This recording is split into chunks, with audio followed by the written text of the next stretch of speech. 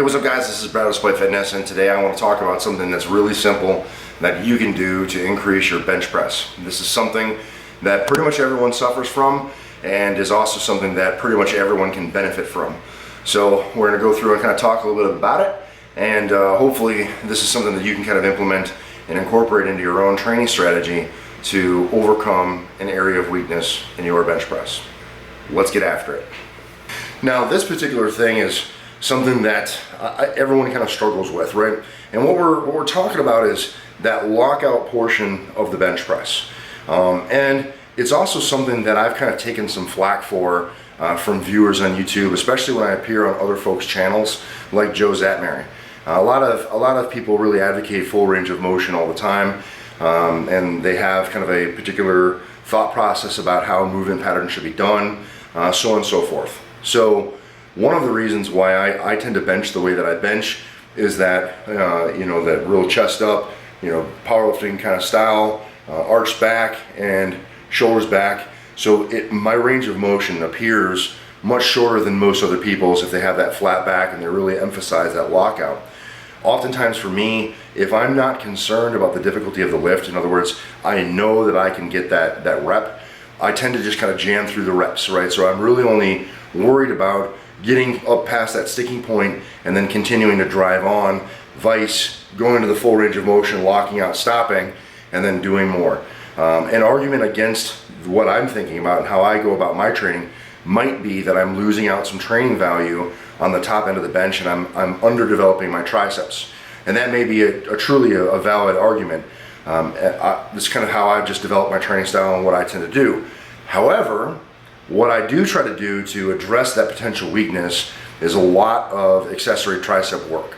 And that's what we're here to talk about today, is what I do to address my top end work and what you can do to address your top end work. And what I'm talking about specifically here is pin presses. Now with my setup at home, I have the Titan T3 rack and I have the lifting straps, vice the actual hard bars for the safety bars. So it allows me to have a nice easy setup that I'm going to demonstrate here for you. And what I like to do is some pin presses specifically at that sticking point. So wherever you are in your own particular bench where you tend to fail or stick and sputter out at, that you want to set the rack height there, or the starting position of the bar. You want to start it right where it's most difficult for you.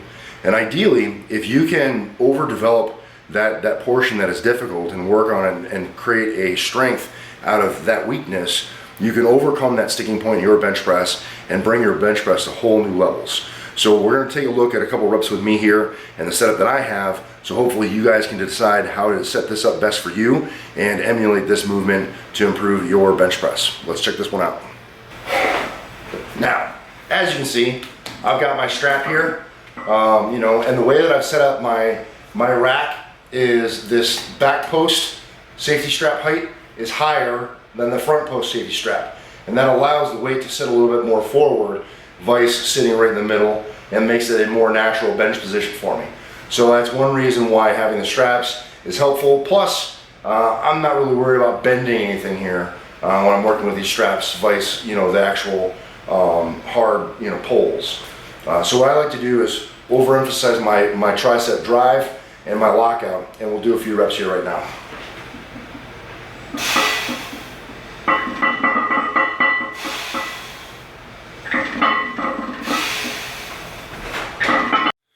Now you can see this setup is very variable.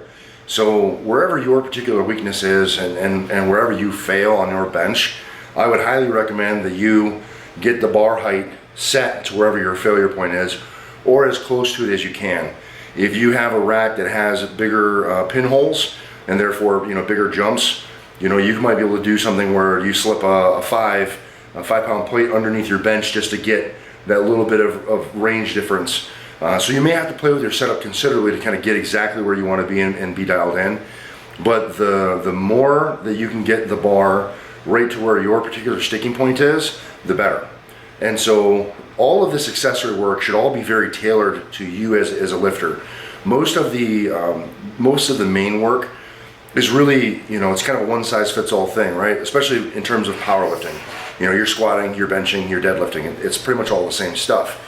But to overcome individual weaknesses, you have to find out where you individually are weak and then address that. So I know that I have built in some measure of weakness or deficiency in the way that I bench press by potentially losing out on that full lockout. And again, I take criticism for it, but it's just the way that I've developed training. It's kind of what I go to, and it's my pattern. However, to address that and to try to shore up weaknesses that I have, I try to do stuff like this that is specific and tailored to me and where I fail or where my weak point is. And so, because I lose out on some training value from fully locking out and having that bench press in a lock position every single rep, I try to do a lot of extra stuff like this. And so, like I said, case in point, here I'm on a Sunday in the garage doing just a little bit of accessory work, because what does it cost me to come out here for 20 minutes, bang out a couple sets of this, and get a little bit extra development on the tricep, right? It's just little things that you can do to try to increase your weaknesses and get yourself moving along the right direction. So this is something that I do. I hope that this video is helpful for you and just gives you an idea about how you may be able to increase your bench press wherever your failure point might be, is kind of where you want to set up for this. If you guys have any questions, comments, or concerns, go ahead and drop in the chat box below. I'll be sure to respond. I appreciate you guys continue to support me in the channel with everything you do. It means a lot, and I really do appreciate every one of you. Remember, guys, no matter what it is you think you can't do, identify your own weaknesses. Film yourself, see where you fail, and come up with prescriptive exercises to overcome those weaknesses. It's never going to happen if you don't get in and train despite. You're either going to find an excuse, you're going to find a way, and I hope that you guys continue to find the way. Thanks for watching this one. I'll see you in the next one. Peace.